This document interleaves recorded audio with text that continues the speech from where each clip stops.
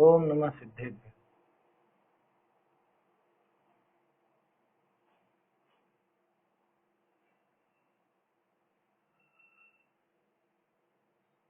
श्री जिन शासन गुरु नमो नाना विधि सुखकार, आत्म हित उपदेश ते करें मंगलाचार, करें मंगलाचार।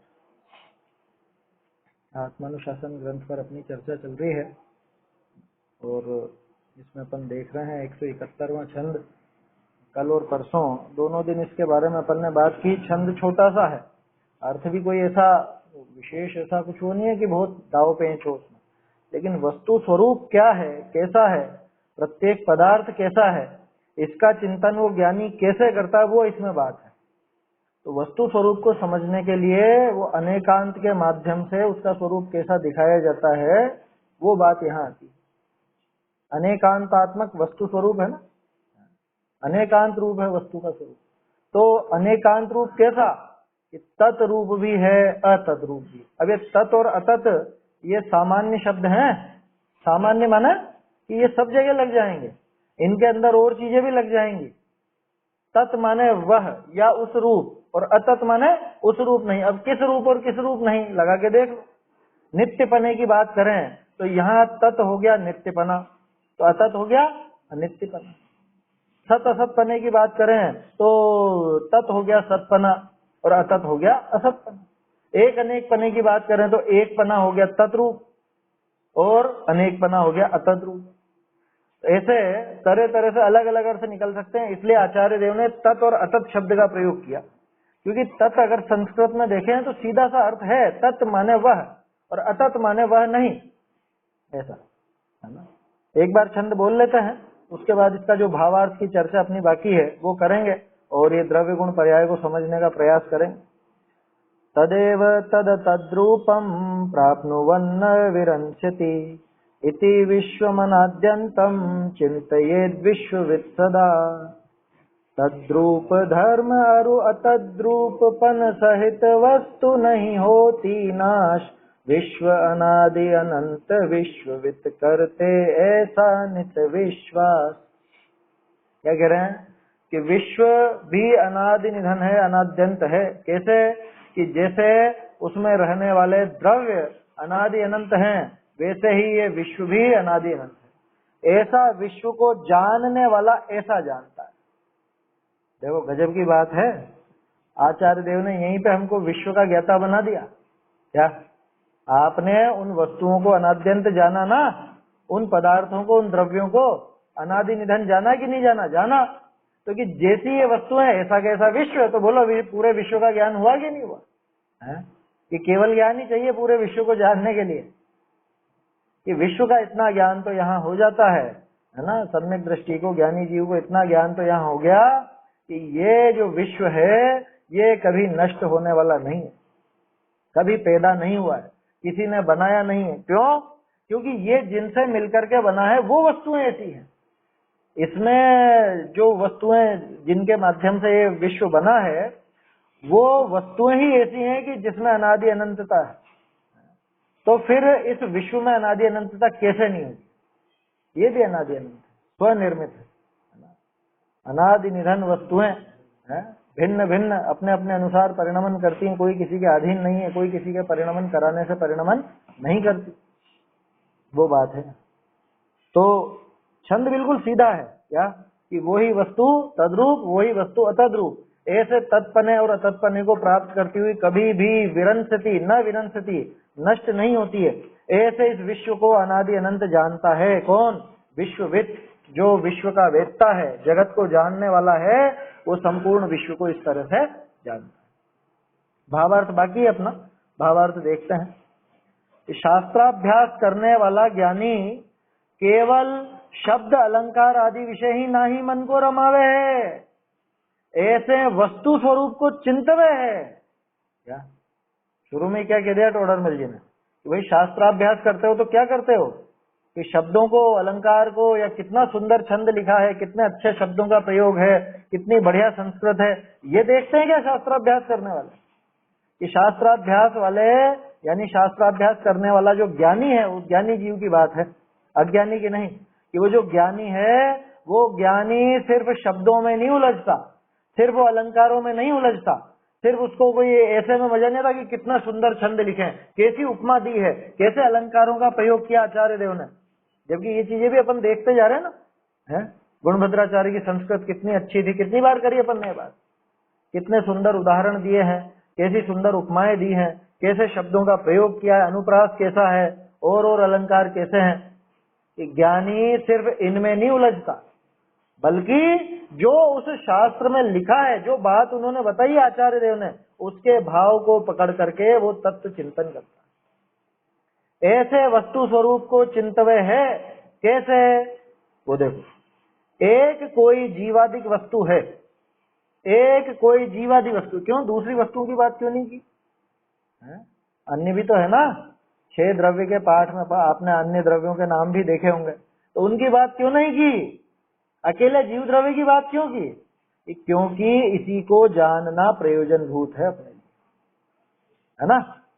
जीव वस्तु को ही जानना मुख्य है ना, बाकी वस्तुएं हैं कोई दिक्कत नहीं, लेकिन उनको जानना मुख्य प्रयोजन नहीं है शास्त्राभ्यास का। शास्त्राभ्यास का मुख्य प्रयोजन तो है कि एक कोई जीव वस्तु है। जीव आदि लिख दिया ना, आदि में सब शामिल कर लेंगे, लेकिन मुख्य तो जीव को ही रखना। क्यों? क्योंकि हम खुद जीव हैं और हमें वो जीव का स्वरूप समझना है, इसलिए वो उस पर जोर दे रहे हैं। क्या करता है ज्ञानी, कैसा चिंतन करता है, एक कोई जीवादिक वस्तु है, सो कैसी है कि सो नित्य भी है अनित्य भी है, सत्ता रूप भी है असत्ता रूप भी है, एक भी है अनेक भी है। आ गए ना सारे के सारे, जो भी अपन ने बात की थी, तत् शब्द क्यों लिया और अतत् शब्द मतलब अन्य शब्द क्यों नहीं लिया। तत् शब्द बिल्कुल सामान्य, किसी के प्रति भी लगा सकते हो, नित्य नित्य पने में भी लगा सकते हो, सत असत पने में भी लगा सकते हो, एक अनेक पने में भी लगा सकते हो, तत् तत् तो खुद है ही सही।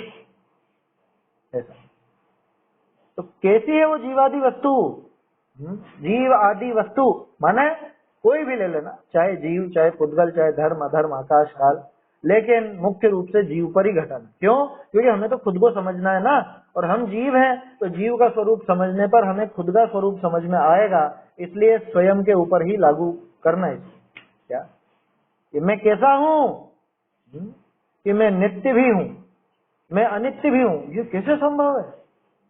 मैं नित्य भी हूं, मैं अनित्य भी हूं, ऐसा कैसे संभव है? वही द्रव्य गुण पर्याय वाला पाठ याद कीजिए, पढ़ा होगा ना। अब तो द्रव्य और गुण ये त्रिकाल एक जैसे रहते हैं, वैसे के वैसे ही बने रहते हैं, इसका नाम है नित्यपना। ठीक है ना, इनमें इनका कभी नाश होता नहीं। और पर्याय प्रतिक्षण बदलती है, ये अनित्यपना। द्रव्य रूप करी सर्व थिर, परजय थिर है कौन, जयचंद जी छाबड़ा की 12 भावना है ना, अनित्य भावना पहली। द्रव्य रूप करी सर्व थिर, यानी द्रव्य दृष्टि से देखो, द्रव्य और गुण आदि की बात करें तो सारी ही वस्तुएं जगत में, सारे ही द्रव्य नित्य हैं। और पर्याय की तरफ से देखें तो परजय स्थिर है कौन, पर्याय से देखें तो कौन स्थिर है? क्या स्थिरता, नित्यपना है क्या? नहीं है, अनित्य, सब कुछ अनित्य है पर्याय से, और सब कुछ नित्य है द्रव्य। ये सब कुछ की बात मत करो, क्यों? क्योंकि उसमें उलझ जाएंगे, एक द्रव्य नित्य और दूसरा अनित्य दिखेगा। अपन तो एक की बात करते हैं, एक कौन? कि मैं खुद, मैं कैसा हूं कि आत्मा नित्य भी है, आत्मा अनित्य भी। बात अभी पूरी नहीं है, ध्यान रखना। अभी अपन देख रहे हैं कि कौन कौन से उस पर अपेक्षाएं लागू पड़ती हैं, लेकिन किस अपेक्षा कौन सी बात लागू पड़ेगी ये अगले छंद में आएगा। अपन कह रहे हैं आत्मा नित्य भी है, आत्मा जीव नित्य भी है, जीव अनित्य भी है। तो जिस अपेक्षा नित्य है उसी अपेक्षा अनित्य भी है क्या? ऐसा मत लगा लेना, ऐसा लगा लोगे तो गड़बड़ हो जाएगी। नित्य पने की अपेक्षा अलग है, अनित्य पने की अपेक्षा अलग है, वो अगले छंद की बात है, अभी आगे देखेंगे अपन। अभी तो ये समझे सामान्य रूप से कोई अपेक्षा नहीं लगा रहे, वस्तु को पूरा देख रहे हैं, पूरा का पूरा। तो इसमें नित्यपना भी नजर आता है, इसमें अनित्यपना भी नजर आता है। बोलो आपके घर की चर्चा करें तो आपके घर में क्या क्या है, ये सब बातें बताओगे कि नहीं बताओगे? कि हमारे घर में बेडरूम भी है, हमारे घर में किचन भी है, हमारे घर में डाइनिंग रूम भी है, हमारे घर में ड्राइंग रूम भी है, मेहमान आ जाए तो उनके लिए गेस्ट रूम भी है, लेटरिन बाथरूम भी है, और चीजें भी है, स्वाध्याय के लिए भी एक छोटा सा कमरा है क्या? ये सारी चीजें पूरी डिटेल आपने बताई। अब लेकिन मैं आपसे पूछता हूं कि आपके घर में स्वाध्याय के लिए कोई कमरा है क्या? हाँ है ना, ये कमरा है। और बाकी के नहीं है, कि बाकी के नहीं है, ये सब इतना सारा है जो कि नहीं, ये स्वाध्याय के नहीं है। ये रसोई, ये डाइनिंग हॉल, ये गेस्ट रूम, ये बेडरूम, ये लेटरिन बाथरूम, ये स्वाध्याय के लिए नहीं है। हो गया ना, असतपना आ गया ना, है भी सही और नहीं भी है। आपके घर में स्वाध्याय होती है कि नहीं होती है? स्वाध्याय होती है ना, और नहीं भी होती है। कैसे कि हम इस कमरे में स्वाध्याय करते हैं, इस कमरे की अपेक्षा तो स्वाध्याय होती है, कि बाकी जगह पर नहीं होती। तो है पना और नहीं पना दोनों शामिल हो गए ना।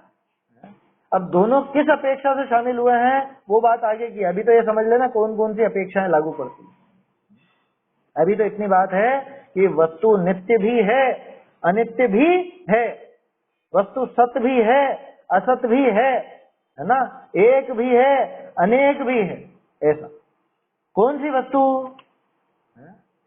कि सारी ही वस्तु, लेकिन मुख्य रूप से हम जीव को समझ रहे हैं। सारी वस्तुएं ऐसी है, वैसे तो ये लकड़ी भी ऐसी है, और ये जीव भी ऐसा ही है, और ये शरीर भी ऐसा ही है, नित्य भी अनित्य भी, सारे ही द्रव्य ऐसे ही हैं। लेकिन मुख्य रूप से हमें जीव पर फोकस करना है। ठीक है, एक कोई जीवादिक वस्तु है तो नित्य भी है, अनित्य भी है, सत्ता रूप भी है, असत्ता रूप भी है, एक भी है, अनेक भी है इत्यादि। तिस रूप है और तिस रूप नहीं भी है। ये तद्रूप और अतद्रूप शब्द का जो प्रयोग किया था, तिस रूप है और तिस रूप नहीं भी है, माने तद्रूप है और तद्रूप नहीं भी है। तो ऐसे भाव को प्राप्त होता जीवादिक वस्तु है, तो नाश को प्राप्त न हो है, अपने स्वभाव रूप रहे है। इस तरह से जो जीव वस्तु है, लिखा ना, ऐसे भाव को प्राप्त होता हुआ जीव वस्तु, ऐसे स्वभाव को, ऐसे अस्तित्व गुण को, ऐसे अगुरु लघुत्व गुण को, ऐसे द्रव्यत्व गुण को, इन सबको प्राप्त होता हुआ वो जो वस्तु है, वो पदार्थ है, वो द्रव्य कभी भी नष्ट नहीं होता। ऐसे विपरीत स्वभाव को प्राप्त होता हो। गजब की बात है, हम तो सोचते हैं कि वो स्वभाव एक जैसे मिलना चाहिए ना, यहाँ तो विपरीत स्वभाव मिलकर के वस्तु को टिका रहे हैं। कैसी विचित्रता!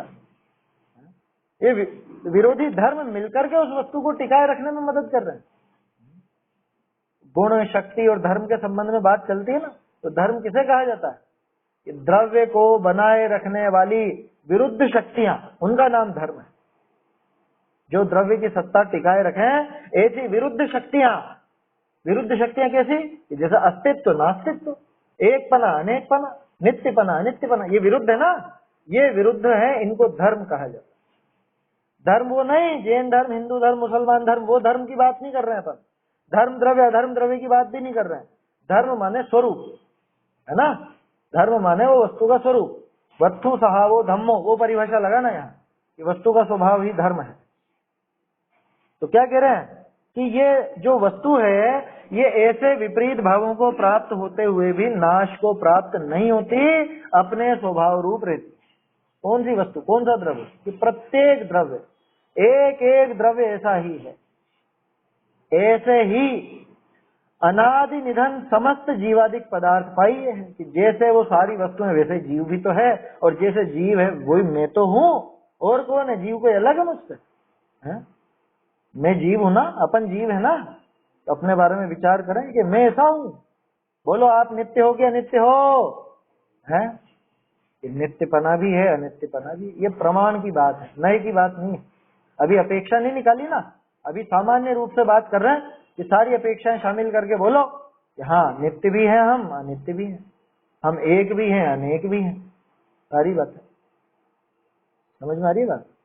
ऐसे ही अनादि निधन समस्त जीवादिक पदार्थ पाइए। अनादि निधन सारे जीवादि पदार्थ पाए जाते हैं। अनादि निधन, अनादि निधन माने कि जिसकी न कोई आदि है, जिसका न कोई अंत है। अन दोनों के लिए लगा दिया, दोनों शब्दों को मिलाकर के प्रयोग करेंगे तो बनेगा अनादि निधन, और अगर अलग अलग प्रयोग करना हो तो बनेगा अनादि अनिधन।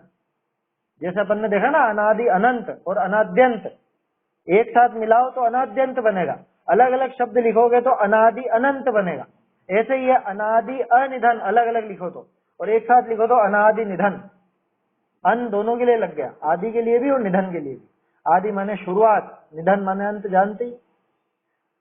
तो ऐसे ही अनादि निधन समस्त जीवादिक पदार्थ पाइए, बहुरी ऐसे ही शास्त्र द्वार करी तत्व ज्ञानी जीव चिंतवे है। लो, जो तत्व ज्ञानी जीव है, जो समझदार है, जो शास्त्रों का बराबर अभ्यास करता है, ऐसे शास्त्र द्वार करी माने शास्त्रों के द्वारा तत्व ज्ञानी जीव चिंतन करता है, तो ऐसे चिंतवंते वस्तु स्वरूप भाषे सम्यक दर्शन आदि को पाई अपना कल्याण करे। लो, ऐसा चिंतन करके, ऐसा वस्तु स्वरूप जब उसको भाषित होता है तो सम्यक दर्शन आदि को पा करके वो जीव स्वयं का कल्याण करता है। इसका क्या अर्थ निकला? इसका अर्थ ये निकला कि अगर हमको हमारा कल्याण करना है, अगर हमको ये हमारे सुखी होने की बात समझनी है, तो हमको इस तरह से वस्तुओं को देखना चाहिए, वस्तु स्वरूप को इस तरह से समझना चाहिए। आचार्य देव ने जैसे यहाँ वस्तु स्वरूप दिखाया, हाँ भैया,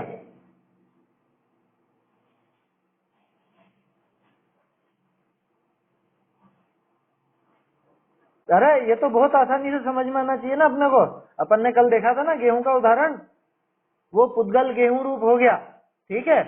अब वही गेहूं बदल के आटा रूप हो गया। नहीं, अपनी पर्याय शरीर कहाँ है?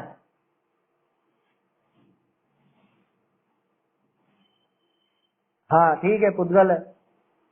हाँ नित्य है ना, पुद्गल द्रव्य नित्य है। नहीं, अनित्य कहाँ है भाई? पुद्गल तो रहा, उसका रूप बदल गया। जैसे शरीर है ना, चमड़ी है, मान लो चमड़ी, ठीक है। चमड़ी, अब आपके मान लो कोई चोट लगी, खरोंच आ गई, ठीक है, तो चमड़ी ऐसी हो गई, बिल्कुल थोड़ी सी ऐसी घाव जैसा हो रहा है वो, और धीरे धीरे धीरे धीरे घाव भर गया, तो चमड़ी वापस से पूरी रिपेयर हो गई ना। तो चमड़ी तो रही, पहले भी थी, अभी भी थी। या यूं समझ लो, अभी लॉकडाउन में ज्यादातर लोग जो घर में बंद रहे, तो थोड़ा सा रंग साफ हो गया उनका। क्यों हो गया? कि बाहर निकलते नहीं थे, धूप वगैरह में नहीं निकलते थे। रंग साफ हुआ माने क्या हुआ? कि वो चमड़ी का रंग पलटा। चमड़ी तो वो की वही रही, चमड़ी रही या नहीं रही? वो पुद्गल रहा कि नहीं रहा? कि पहले भी था, अभी भी है। कि वो लॉकडाउन के पहले जो सांवलापन आ गया था, तो वो सांवलापन किसकी पर्याय थी? वो उस चमड़ी की ही पर्याय थी। और वही चमड़ी जब लॉकडाउन में अंदर रहे, तो अपने आप उसी चमड़ी का रंग साफ हो गया। तो ये साफ पना किसमें आया? ये पर्याय किसकी हुई? ये भी उसी चमड़ी की हुई। तो चमड़ी वो नित्य रही, है ना। अभी उतना ही लेना उदाहरण, आगे का मत लेना कि ये तो जल जाएगी, नष्ट हो जाएगी, वो बात आगे करेंगे।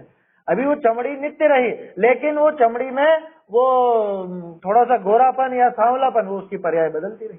तो पर्याय का बदलना वो अनित्यपना, और उस द्रव्य का बना रहना वो नित्यपना, ठीक है ना। अभी वो जो कल गेहूं का उदाहरण अपन ने लिया, गेहूं वो पुद्गल द्रव्य, अब वो पुद्गल द्रव्य उसको आपने पीस दिया तो वो आटा आटा रूप हो गया, है ना। ये अनित्यपना किसका? गेहूं का। कि गेहूं रूप पर्याय का अनित्यपना है। पुद्गल तो अभी भी वैसा का वैसा ही है। जो पुद्गल उस ठोस रूप था, वो ही पुद्गल बदल के वो बुरादे रूप हो गया, आटे रूप हो गया।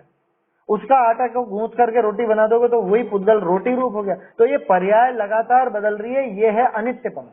और द्रव्य उसमें वो का वही कायम रहा, वो पुद्गल वो का वही रहा, वो उसका नित्यपना। ऐसा समझना चाहिए।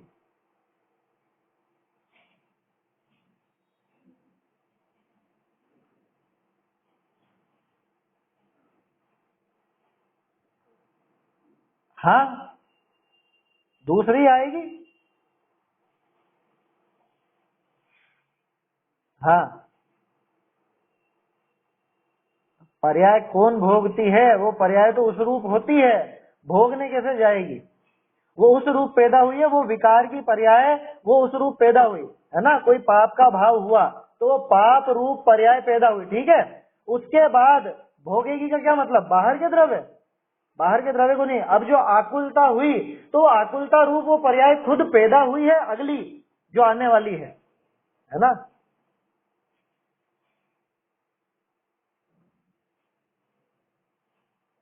भुगतना नहीं है, वो उस रूप ही होगी। ये तो अपन यूं कहने के लिए समझ लेते हैं। जब आप भोगने और करने की बात लो तो पर्याय मत बोलना, फिर द्रव्य बोलना कि ये द्रव्य ने ऐसा किया और ये द्रव्य ही ऐसा भोगेगा। क्यों? क्योंकि पर्याय तो बदल रही है लगातार। हाँ, हाँ हाँ, वो अपेक्षाएं हैं समझने की। द्रव्य तो त्रिकाल वैसा का वैसा ही रहेगा, तो भोगेगी क्या? जो आप बात कहना चाह रहे हो ना, उस अपेक्षा से तो पर्याय भी नहीं भोगेगी, क्योंकि पर्याय तो एक समय की उस रूप हुई है, तो वो क्या भोगे बताओ? वो तो एक समय की आई और गई, क्या भोगेगी वो? ऐसा है। तो द्रव्य ही करता और द्रव्य ही भोगता, वहां पे ऐसी बात लगेगी जब आप करने और भोगने की बात लगाओगे। हाँ बिल्कुल, वो पर्याय ही सुख रूप है, वो पर्याय ही दुख रूप है। पर्याय क्या भोग रही है उसमें, ये समझो भाई। अभी मान लो जो पाप किया, सुनो सुनो, अभी पाप किया, ठीक है ना? अभी पाप किया तो किसने किया? पर्याय ने किया, चलो ठीक है। अब इसका फल जो आकुलता, बाहर की बात नहीं कर रहा, इसका फल जो आकुलता, मान लो नरक गति में जाकर के नरक पर्याय में भोग रहा है, तो कौन गया नरक पर्याय में? कौन गया पहले ये बताओ? हाँ जीव है। अभी यहाँ द्रव्य और पर्याय से समझ रहे हैं, वो द्रव्य ही तो गया ना। उस पाप की पर्याय में कौन फैला हुआ था? कि वो द्रव्य था। और उस पाप का फल रूप आकुलता रूप जो पर्याय आई है, उसको कौन भोग रहा है? वो द्रव्य ही भोग रहा है। तो इस अपेक्षा से वो द्रव्य ही करता और द्रव्य ही भोगता कहलाता। जब आप कह रहे हो कि ये पर्याय तो कर रही है और दूसरी पर्याय भोगेगी, वो गलत हो जाएगी बात, क्योंकि जो पर्याय करती है वही पर्याय भोगती है। इस समय जो पाप रूप भाव किया, जो आकुलता हुई, तो इस पर्याय ने इसकी आकुलता ही भोगी है। अगली पर्याय जो पैदा होगी वो उस आकुलता रूप ही होगी, तो वो आकुलता खुद की आकुलता भोग रही है। एक पर्याय दूसरी पर्याय का भी करता नहीं। यहाँ तो ये बात चलेगी आगे जाके, है ना? अभी अपन वहां तक नहीं पहुंचे। अभी तो इतना समझना कि वस्तु स्थिति कैसी है। जब अपन प्रमाण से किसी द्रव्य को देखते हैं, किसी वस्तु को देखते हैं, तो वो वस्तु कैसी है? कि वो वस्तु नित्य भी है, वो वस्तु अनित्य भी है ना? वो हमेशा रहती भी है और नहीं भी रहती। कौन? पर्याय। पर्याय की बात ही नहीं कर रहे हैं, वो वस्तु। और वस्तु कैसी है? कि वस्तु द्रव्य गुण पर्यायात्मक है, ऐसा समझना। अभी पूरी वस्तु की बात चल रही है। आप अकेले अकेले को पकड़ के बात करना चाहोगे, वो नहीं चलेगा।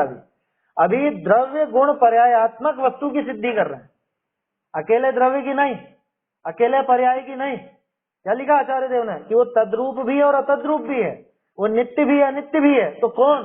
कि पूरे द्रव्य को पकड़ेंगे।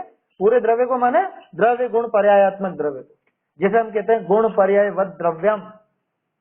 इसलिए मैंने कहा था बार बार कि वो पाठ पढ़ के आना, द्रव्य गुण पर्याय, ये तीनों, इन तीनों को पकड़ करके हम वो वस्तु की सिद्धि करते हैं, है ना? जैसे जीव है, तो जीव क्या है? द्रव्य है, गुण है, पर्याय है, क्या है? कि तीनों को मिला करके वो है। और मिला करके तो अपनी भाषा में है, ऐसे कोई अलग अलग से मिले हुए नहीं है। वो द्रव्य गुण पर्यायात्मक है, गुण और पर्याय मय है ना? ऐसा कुछ अलग से नहीं है कि द्रव्य अलग है और गुण अलग है और पर्याय अलग से शामिल हो, ऐसा बिल्कुल भी नहीं है। आया समझ में? अन्य मत में, वैशेषिक मत में ऐसा चलता है क्या?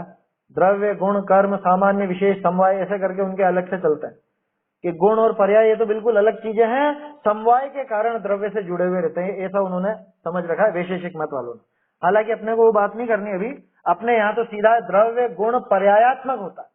गुण पर्याय वत द्रव्यम, वत लिखा ना, वत, गुण पर्याय वत द्रव्यम।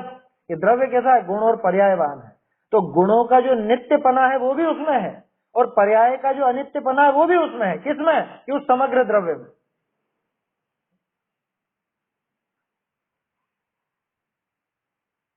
हाँ, जब आप अलग अलग पर्यायों को पकड़ रहे हो तो कौन फैला हुआ है, कैसे कैसे अंदाजा लगेगा? अलग अलग द्रव्य हैं क्या?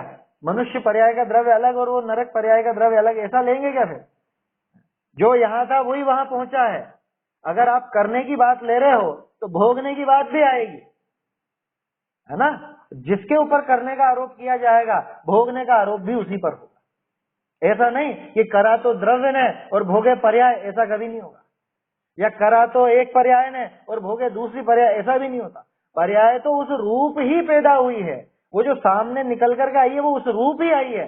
ऐसा नहीं है कि अभी तो ये पर्याय आई और उसके बाद में फिर उसको भोगेगी, ऐसा बिल्कुल भी नहीं है ना अभिषेक भाई, है ना? तो ये बारीकी समझनी चाहिए अपने को। आचार्य देव जो यहाँ पे समझा रहे हैं, ये 3 दिन से अपन इस छोटे से छंद पे अटके हुए हैं। क्यों अटके हुए हैं? कि ये बारीक बात है, समझने लायक है। अपने ये समझना चाहिए कि वस्तु नित्य और अनित्यात्मक है। किस अपेक्षा से? अपेक्षा की बात ही नहीं करी अभी। अभी तो इतना कह रहे हैं कि वस्तु कैसी है, कि वस्तु ऐसी भी है और वस्तु ऐसी भी है ना, लेकिन कैसे है वो अगले छंद में अपन देखेंगे। अभी तो इतनी बात है कि ऐसी अनादि निधन, ऐसी अनादि अनंत नित्य अनित्यात्मक ये वस्तु है, और ये एक वस्तु नहीं, अनंतानंत वस्तुएं ऐसी ही हैं जिनसे मिलकर के पूरा विश्व बना है। कि जब ये द्रव्य, जब ये वस्तु, इसका कभी नाश नहीं होता, तो इसी तरह से इनसे मिलकर के बने हुए उस विश्व का भी कभी नाश नहीं होता। ऐसा ज्ञानी जीव नित्य ही चिंतन करता है, शास्त्राभ्यास करके वो ऐसा तत्व विचार करता है। आया समझ? आकुल रहित हो इम निषदिन कीजे तत्व विचारा हो। ध्यानत राय जी का, ध्यानत राय जी का है शायद, ऐसा तत्व विचार करता है वो। बहुरी ऐसे ही शास्त्र द्वार करी तत्व ज्ञानी जीव चिंतवे है। कैसे है? कि जैसे ये मैं एक वस्तु हूँ, ऐसे ही अनंतानंत सारी वस्तुएं हैं। जैसे मैं अनादि अनंत हूँ, वैसे ही वो भी अनादि अनंत है। अथवा उल्टा लगा लो कि जैसे वो सब अनादि अनंत है, वैसे ही मैं भी अनादि अनंत हूँ। दोनों तरह से लगा सकते। और चूंकि प्रत्येक द्रव्य अनादि अनंत है, नित्य है, तो ऐसे ही ये विश्व भी नित्य है। क्यों अनित्यपना? अनित्यपना तो बताया उसमें कि नित्यपना भी है और अनित्यपना भी है, दोनों विरुद्ध धर्मों को रखती हुई वो वस्तु हमेशा बनी रहती है, न विरंचती। मुख्य बात यह है कि नित्य अनित्यात्मक दोनों चीजें उसमें होने पर भी वो हमेशा रहती है, तो फिर तो नित्य ही हुई ना, फिर तो नित्य ही हुई। कि हाँ, द्रव्य की तरफ से बात करोगे तो नित्यपना ही आएगा, समग्र द्रव्य की तरफ से देखोगे तो बनी रहती है। कहने का अर्थ यह है कि वस्तु व्यवस्था इस तरह की बनी रहती है। वस्तुएं नित्य अनित्य रूप विरुद्ध धर्मों को अंगीकार करती हुई भी त्रिकाल बनी रहती हैं, और इस तरह से वो विश्व का उपकार करती है। ऐसा है ना, समय सारजी में है शायद, किसमें है? समय सारजी में ही है कि ये समस्त जगत का उपकार करती है। वस्तुएं जगत का उपकार ये करती हैं कि खुद को टिकाए रखते हुए समस्त विश्व पर उपकार करती है। नहीं पढ़ा है तो समय सारजी में शुरू में ही तो है, अनंत धर्मणस्तत्वम, अनंत धर्मात्मक वस्तुएं अब वो स्वयं को टिकाए रखती हैं तो विश्व पर उपकार करती है। क्या मतलब? यार स्वयं को बनाए रखेंगी तो विश्व बना रहेगा। क्यों? क्योंकि विश्व और किन से बना हुआ है? इन वस्तुओं से ही तो बना हुआ है, इन अनंत द्रव्यों से ही तो मिलकर के बनाना है विश्व। अब ये विश्व का नाश कब होगा? ये द्रव्य नष्ट होते जाएं तो विश्व नष्ट हो जाएगा। अब ये वस्तुएं खुद को टिकाए रखती हैं, खुद को बनाए रखती है अनंत धर्मात्मक इन अपेक्षाओं से, अनंत धर्मों से खुद को टिकाए रखती हैं, तो इसका मतलब विश्व को टिकाए रखती है।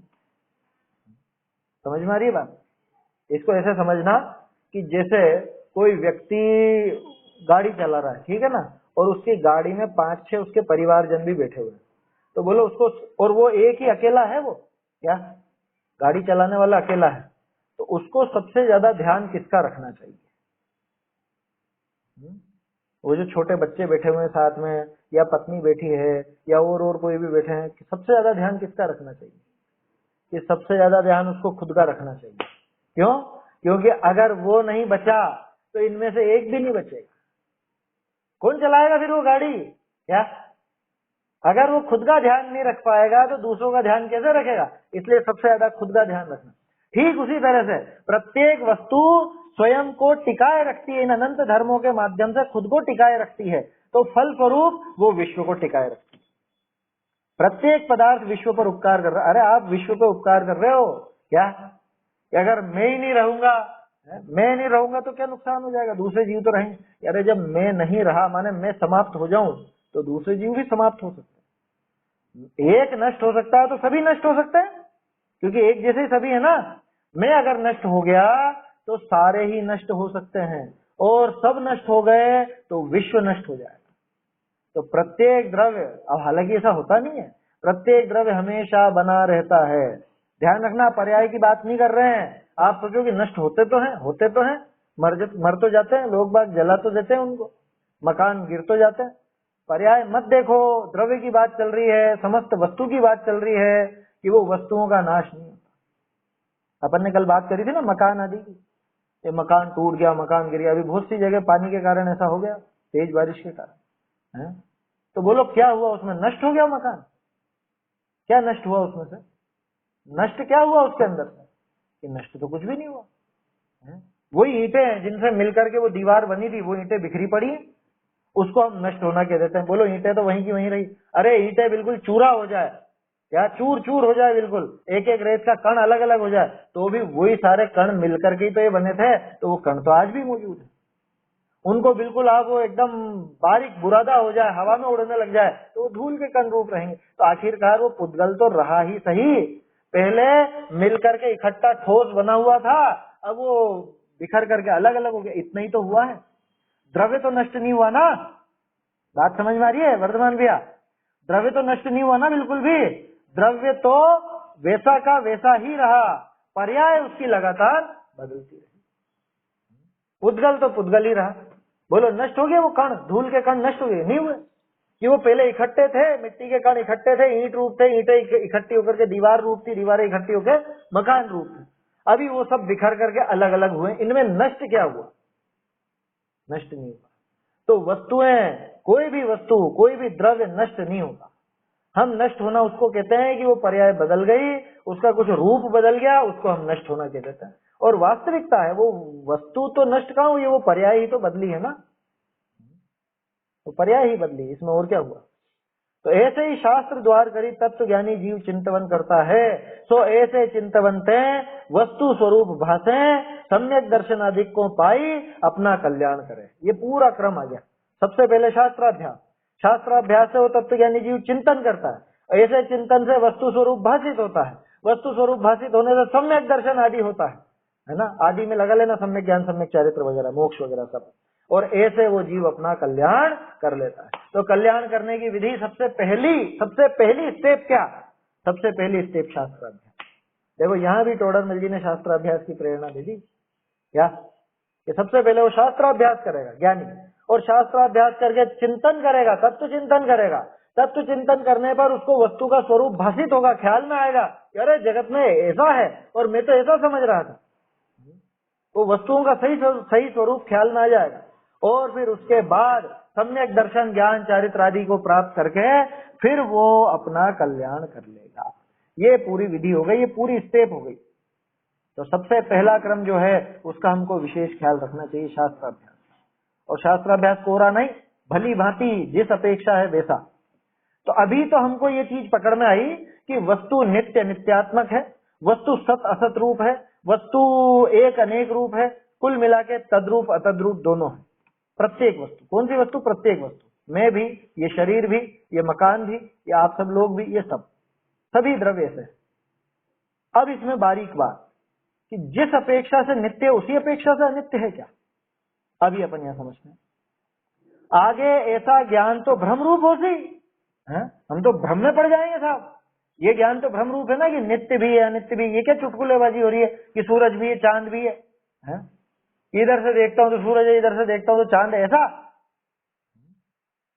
ऐसा ज्ञान तो भ्रम रूप हो जाएगा। ऐसी कोई आशंका करे ताको निराकरण करता सूत्र कहे। अब ये इसी बात को और विशेष ढंग से यहाँ समझाते हैं। अभी तो वस्तु को समग्र रूप से देखा है, ऊपर से देखा है, क्या मोटे तौर पर देखा है कि वस्तु कैसी है कि नित्य भी है अनित्य भी है, सत्य भी है असत्य भी है, एक भी है अनेक भी है। लेकिन कैसे, हमें तो समझ में नहीं आ रहा। आप कह रहे हो नित्य है, फिर आप ये भी कह रहे हो कि अनित्य भी है, ऐसा कैसे हो सकता है? देखो ये छंद बहुत सुंदर है, देखते हैं अपन। एकमेक क्षणे सिद्धम ध्रुव्योत्पाद व्ययात्मकम अबाधितान्य तत्प्रत्यय यान्यथानुपपत्तितः एकमेक क्षणे सिद्धम ध्रुव्योत्पाद व्ययात्मकम अबाधितान्य तत्प्रत्यय यान्यथानुपपत्तितः।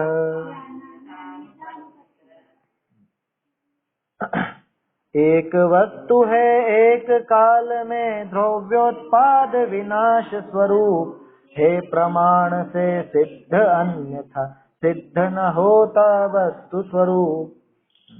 ये भी छंद बिल्कुल सीधा है, आपको अनुवाद से समझ में आया होगा, लेकिन इसमें जो बारीकी है वो अपने को यहाँ पे टोडरमल जी अभी बताते हैं निकाल कर। क्या कह रहे हैं? एकम एक क्षणे सिद्धम। क्या एकम की वस्तु कैसी है कि वस्तु एक है। एक है माने कि हमने जो द्रव्य गुण पर्याय नाम लिया तो द्रव्य अलग गुण अलग पर्याय अलग ऐसा कि नहीं, एक है, एक ही है, वही द्रव्य गुण पर्यायात्मक। इसी का अनुवाद आपको तत्व सूत्र में मिलता है, गुण पर्यायवत द्रव्यम, न कि गुण अलग पर्याय अलग और द्रव्य अलग, ऐसा नहीं।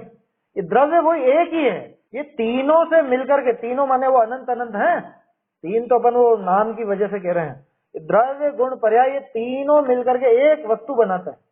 क्या? गुण पर्यायवत द्रव्यम उत्पाद व्यय द्रव्य युक्तम सत, वो दोनों सूत्रों के इस आधार पर ये छंद है। एकम की वस्तु तो कैसी है कि एक है, एक रूप है ना। द्रव्य गुण पर्याय तीन हो गई क्या कि तीन नहीं, एक, कि वो वस्तु पूरी वो एक। एकम एक क्षणे सिद्धम, कि वो एक ही क्षण में सिद्ध होते हैं। क्या चीज? द्रव्य उत्पाद व्ययात्मक, कि उसका द्रव्यपना, उसका उत्पादपना और उसका व्ययपना, ये तीनों एक ही क्षण में सिद्ध होते हैं। कल बात करी थी ना अपन ने, उदाहरण लिए थे ना, कल उंगली दिखा करके बताया था मैंने आपको। एक ही पर्याय में उत्पाद, एक ही पर्याय में व्यय, उसी में द्रव्य, तीनों लागू पड़ते हैं एक ही में, एक समय की पर्याय में ही तीनों लागू पड़ते हैं। ऐसा नहीं कि पिछली का तो व्यय और अगली का उत्पाद और वो द्रव्य बना हुआ है, वो ऐसे अलग अलग लोग हैं तो द्रव्य में फिर वो द्रव्य को लेना पड़ेगा, क्योंकि व्यय रूप तो आपने अलग पर्याय ले ली, उत्पाद रूप अलग पर्याय ले ली। अपन ने देखा था ये एक ही पर्याय, ये पिछली पर्याय अगली पर्याय है ना, इस पर्याय का नाश हुआ, ये पर्याय आई, तो अब इसी पर्याय में घटित करो द्रव्य गुण पर्याय, क्या सॉरी उत्पाद व्यय द्रव्य।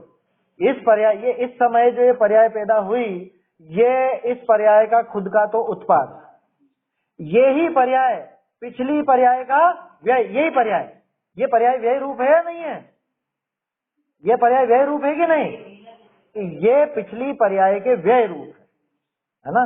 देव पर्याय जो अगली आने वाली है अपनी देव पर्याय, वो मनुष्य पर्याय के व्यय रूप, समझ में आ रही है बात? तो यही पर्याय खुद से उत्पाद रूप, पिछली की व्यय रूप, और ये पर्याय अनादि से इसी समय फिक्स थी। कल बात करी थी ना अपन ने। आप अभी बैठोगे यहाँ पे, आज 11 तारीख हो गई, 11 अगस्त को है 9:45 करीब आप स्वाध्याय में बैठे रहोगे। ये बात कब से नक्की थी कि ये त्रिकाल ध्रुव है, ये बात, ये इस समय यही पर्याय होनी है आपकी, ये ध्रुव था। तो उसी पर्याय में उत्पाद, उसी पर्याय में व्यय, उसी पर्याय में द्रव्य, ये सिद्ध होता है। अभिषेक भाई ये सुना कि नहीं सुना पहले कभी? एक ही पर्याय में, अलग अलग पर्याय से देखोगे तो वो घटित नहीं होगा। एक ही पर्याय में घटित करना है उत्पाद व्यय द्रव्य, तभी तो वस्तु की सिद्धि होगी ना। नहीं तो आप कहने लगो कि इस पर्याय, पिछली पर्याय का तो व्यय ले लो, अगली पर्याय का उत्पाद, तो फिर अगली जो पर्याय जिसका आप उत्पाद कह रहे हो उसमें व्यय नहीं है क्या? है? उसमें द्रव्य नहीं है क्या? फिर वो वस्तु की सिद्धि नहीं होती है बराबर। तो ये बारीकी है इसमें, एक ही पर्याय में उत्पाद व्यय द्रव्य तीनों घटित होते हैं। ये लिखा ना एक क्षण सिद्धम है, अपन कोई अलग अर्थ नहीं निकाल रहे, आचार्य देव ने लिखा एक क्षण सिद्धम, एक ही क्षण में सिद्ध है ये बात। प्रत्येक क्षण में जो पर्याय आ रही है वो स्वयं ही उत्पाद व्यय द्रव्यात्मक है, ना कि पिछली पर्याय का व्यय और अगली पर्याय का उत्पाद और वो द्रव्य ध्रुव बना रहा है। ऐसे ऐसे अलग अलग करके नहीं समझने के लिए वैसे भी समझाया जाता है ना, उसकी मना नहीं, लेकिन इसकी बारीकी समझिए। एक ही पर्याय में ये शामिल है उत्पाद व्यय और ध्रुव, क्योंकि अगर एक, हाँ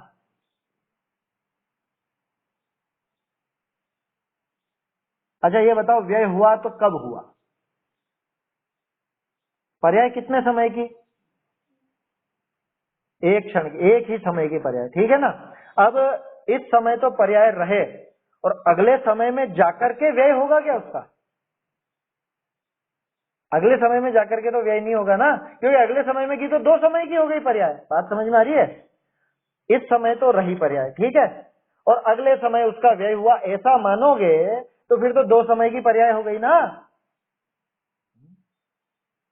भाई। इसी समय में उसका उत्पाद है, इसी समय उसका व्यय भी लेना हो तो वो भी घटित कर सकते हैं अपन। हालांकि अपन उसको पिछली पर्याय के व्यय रूप सिद्ध कर रहे हैं। इसी समय इसका खुद का उत्पाद, इसी समय पिछली का व्यय रूप ये खुद हुई है पैदा, और इसी समय इसका व्यय लेना हो तो वो भी ले सकते हैं। क्यों कि जिस समय वो पैदा हुई वही उसका मरण क्षण भी उसी समय की है ना वो, और उस समय त्रिकाल मौजूद है। वो त्रिकाल माने कि भाई ये 11 तारीख को 10 बजे आपकी ये पर्याय होनी है। ये कब से निश्चित है कि ये तो अनादि निधन अनादि काल से निश्चित है। आदिनाथ जी ने भी जाना था। ये तो एक कोड़ा कोड़ी सागर पहले आदिनाथ जी जान चुके थे कि आज आप इस तारीख को इतनी बजे इतने सेकंड पर इतने समय पर आपकी ये ज्ञान की पर्याय ऐसी चलेगी। तो ये ध्रुव हो गई ना, ये ध्रुव है ना। ये इसको ऐसे समझो कि जैसे है ना, थोड़ा सा बारीक उदाहरण कोशिश करना समझने की। गोदाम है आपका, गोदाम, ठीक है ना। आपके गोदाम में वस्तुएं रखी हुई हैं। कैसे रखी हुई हैं कि वो खांचे बना रखे हैं आपने, और एक एक खांचे में एक एक वस्तु रखी हुई है। समझ में आ रही है बात? जैसे यूं समझो कि ये 4 खांचे हैं, ये खांचे, ठीक है, ये 4 खांचे हैं। अब इसमें एक वस्तु, इसमें एक वस्तु, इसमें एक वस्तु, इसमें एक वस्तु, इसमें एक वस्तु, ऐसे लाइन से यूं लगे हुए हैं, लाइन से, बिल्कुल लाइन से, ठीक है। लाइट नहीं आ रही है, आप लाइट से रोशनी मार रहे हो अब एक एक करके। अब टॉर्च यूं जाएगी, ऐसी जाएगी टॉर्च। तो पहले कौन सी पर्याय सामने आ रही है? पहले किस पर रोशनी पड़ी? इस खांचे पर पड़ी। फिर आप इधर गए तो इस खांचे पर पड़ी, फिर आए इधर गए तो इस खांचे पर पड़ी, फिर इधर गए तो इस खांचे पर, फिर इस खांचे पर। ऐसे लाइन से ही देख रहे हो ना आप, लाइन से ही देख रहे हो ना, एक एक खांचा देखते जा रहे हो ना, एक एक वस्तु को देखते जा रहे हो एक एक क्षण में। लेकिन ये बताओ, ये वस्तुएं एक एक क्षण में पैदा हुई है क्या, कि ये पहले से वहीं रखी हुई थी? ये वस्तुएं तो पहले से ही रखी हुई है ना। यहाँ पे उदाहरण को समझने की कोशिश करना। ये वस्तुएं यहाँ पर कब से रखी हैं? ये बरसों से यहीं रखी हुई हैं। ये इस खांचे में फिट है, इस खांचे में फिट है, तो ये बरसों से ऐसी की ऐसी है। लेकिन जब रोशनी पड़ी इस पर तो ये उजागर हो गई, जब फिर क्रम से इस पर रोशनी आई तो ये उजागर हो गई, फिर इस पर रोशनी आई तो ये उजागर हो गई। समझ में ही बात? तो ऐसे ही प्रत्येक समय में वो प्रत्येक पर्याय अनादि काल से निश्चित है, त्रिकाल के लिए निश्चित है। इस समय ये पर्याय सामने आ जाएगी आप।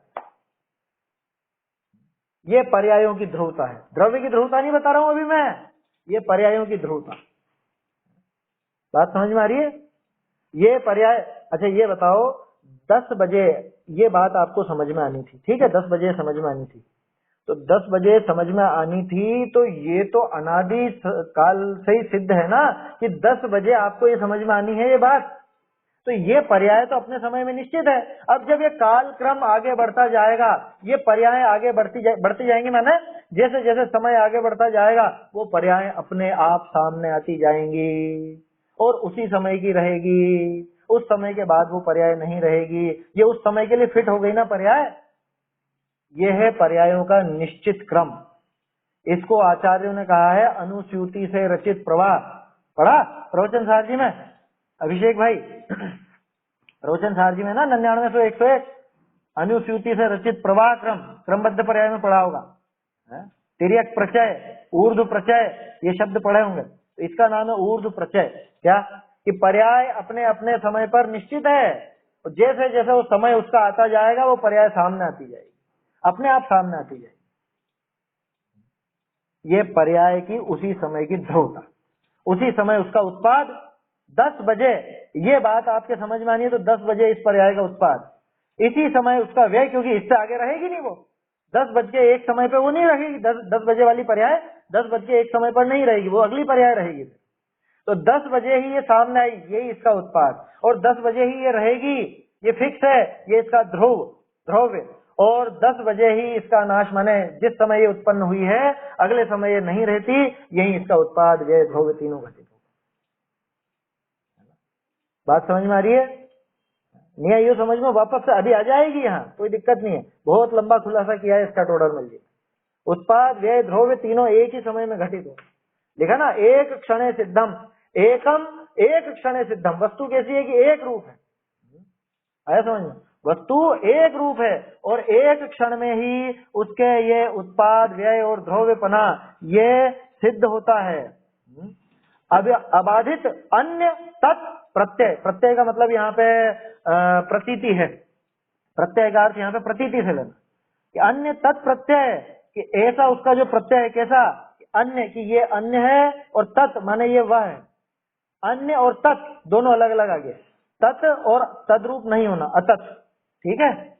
अन्य तत्, अन्य माने अलग, तत् माने वह, कि ये वही है और ये वह नहीं है, ऐसा प्रत्यय अन्यथा अनुपपत्तितः, इसकी उससे अन्यथा अनुपपत्ति है। माने अन्य प्रकार से अगर आप वस्तु की सिद्धि करना चाहोगे तो फिर वो वस्तु की सिद्धि नहीं होगी। इसी तरह से वस्तु को सिद्ध करना पड़ेगा। वस्तु की सिद्धि इसी ढंग से होगी। किस ढंग से, कि वस्तु एक है, एक क्षण में ही उत्पाद वे द्रव्यात्मक है, इस तरह से ही वो अबाधित रूप से उसकी सिद्धि होती है। अगर ऐसा नहीं मानो तो अन्यथा उसकी अनुपपत्ति है, अन्यथा वस्तु की सिद्धि आप नहीं कर सकते, वस्तु की प्रतीति नहीं कर सकते। कैसे नहीं कर सकते, इसका खुलासा तो इसमें अर्थ और भावार्थ में आएगा। अर्थ पढ़ देता हूं, भावार्थ अपन कल देखेंगे। एक ही वस्तु, एक ही काल विषय, द्रव्य, उत्पाद, व्यय, इन तीनों स्वरूप है। यहाँ हेतु कहे है, क्या हेतु कहा, कि प्रमाण करी अखंडित, कि प्रमाण से जो बाधित नहीं हो, प्रमाण से अखंडित, ऐसी जो ये अन्य है ऐसी प्रतीति, और ये सोई है ऐसी प्रतीति, ताकि अन्यथा असिद्धि है। क्या मतलब, कि ये अलग है ऐसे, ऐसा विश्वास, ऐसी प्रतीति, ऐसा श्रद्धान, और ये वही है ऐसा श्रद्धान अन्य प्रकार से असंभव है। अन्य प्रकार से नहीं होना उसको बोलते हैं अन्यथा अनुपपत्ति। अन्यथा अनुपपत्ति शब्द बहुत जगह मिलेगा आपको शास्त्रों में। अन्यथा अनुपपत्ति माने अन्य प्रकार से नहीं हो सकती, इसी प्रकार से होएगी, होएगी तो किस प्रकार से, कि वस्तु एक ही समय में उत्पाद, व्यय, द्रव्य रूप है, इसी तरह से वस्तु की सिद्धि संभव है। अन्य तरह से वस्तु की सिद्धि नहीं हो सकती, अन्य तरह से वस्तु समझ में नहीं आ सकती। ये बात यहाँ पर आएगी। भावार्थ में बहुत अच्छा खुलासा है। आप सब लोगों से कहता हूँ कि वो द्रव्य और द्रव्य गुण पर्याय का तो कह ही रहा हूँ मैं इतने दिन से, वो भी पढ़े और ये भावार्थ पढ़ करके आए, बहुत अच्छे से समझ में आ जाएगी ये बात, है ना। अभी समय हो गया है और भावार्थ काफी बड़ा है, इसलिए अभी इसको नहीं लेते हैं, कल ही इसको प्रारंभ करेंगे, कल ढंग से देखेंगे। चलिए छंद बोल लेते हैं एक बार। ये अपेक्षाएं तो बताएंगे यहाँ, इस छंद में ये अपेक्षाएं ही समझ में आएगी, अपेक्षा यहाँ पे बताई जा रही, इस छंद के भावार्थ में बताएं। एक वस्तु है एक काल में द्रव्योत्पाद विनाश स्वरूप, हे प्रमाण से सिद्ध अन्यथा सिद्ध न होता वस्तु स्वरूप।